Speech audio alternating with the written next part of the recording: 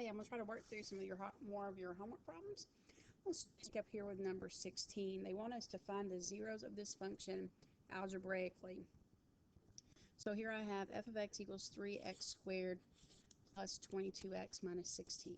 So to find the zeros, I set it equal to 0. Now I have to factor 3x squared plus 22x minus 16.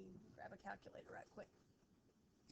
Okay, when the leading coefficient is not 1, then I've got to think about some other factors that will give me, it's not just a simple matter of multiplying to get the end and adding up to the middle. So what I'm going to do is I'm going to multiply a times c, the first term, times the last term, and I get 3x squared times negative 16 is negative 48x squared.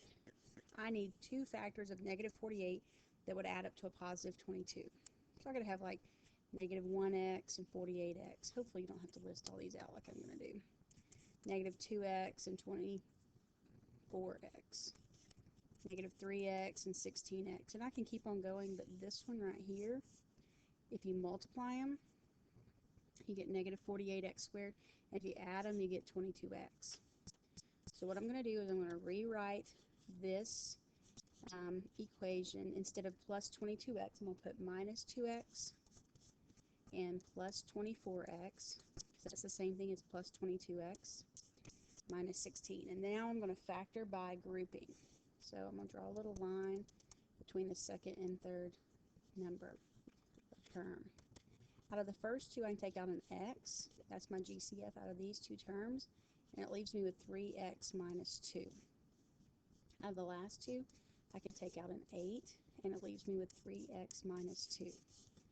So my factors are, what they have in common, which is 3x minus 2, and then what is being multiplied by that, which is going to be x plus 8. So that's how this expression factors. So to solve it, you set both of those factors equal to 0. So 3x minus 2 equal to 0, and x plus 8 equal to 0. Add 2 and divide by 3. There's one of my answers. And then subtract 8, and that's my other answer. So those are your two zeros for number 16. Number 18. All right, to find the zeros here, I'm going to write it equal to 0. X squared minus 9x plus 14 over 4x. I'm going to multiply both sides by 4x. This cancels out. 4x times 0 is 0. A little bit easier factoring problem here than we had in the last one. Because the leading coefficient is 1, it's just a 1x squared. I would put x in each set of parentheses, and I need to have two numbers that will multiply to give me positive 14 and add together to give me a negative 9, and it'd be a negative 7 and a negative 2. Those multiply to give me a positive 14, add together to give me a negative 9. Set each of those factors equal to 0, and I get x is 7 and x is 2. And that's problem number 18. Problem number 20. I think I already have it, but I'll work it again. All right, set it equal to 0. And again, this has 4 terms, so we're going to factor by grouping. Whoa, doesn't like me doing that. I don't know how to move it back. Okay, so what I want to do is out of the first two terms, find a GCF, and I've got x cubed minus 4x squared. So my greatest common factor will be x squared. And that would be x squared times x gives me x cubed, and x squared minus 4 gives me 4x squared. Out of the last two, I can take out a negative 9 because of this third term is negative, so you always remove a negative. Negative 9 times x is negative 9x, and negative 9 times negative 4 will give you a positive 36. These two parentheses have to match if you're factoring by grouping. That's one of my factors. My other factor is going to be what is being multiplied by, which is x squared minus 9, which can be factored. X squared minus 9 is a difference of squares. It'd be x plus 3 and x minus 3. So set each of these equal to 0. A lot of times when you have a cubic function like this, you're looking for 3 zeros. So I get 4, negative 3, and 3. 22. F of x equals 9x to the fourth minus 25x squared.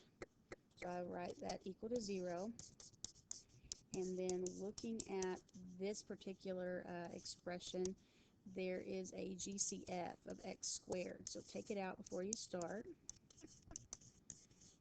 And then factor the 9x squared minus 25. It'd be 3x plus 5, stop, and 3x minus 5. So set your factors equal to 0. X squared equals 0, which is just going to be x equals 0.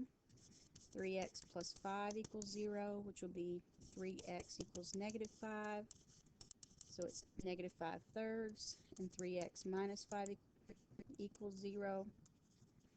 Add 5, get 3x equals 5 thirds. So negative 5 thirds, positive 5 thirds, and 0. And then problem 24, f of x equals the square root of 3x plus 2. So 0 equals the square root of 3x plus 2. Square both sides. 0 squared is 0. Square root of 3x plus 2 squared is just 3x plus 2. Subtract 2 and divide by 3.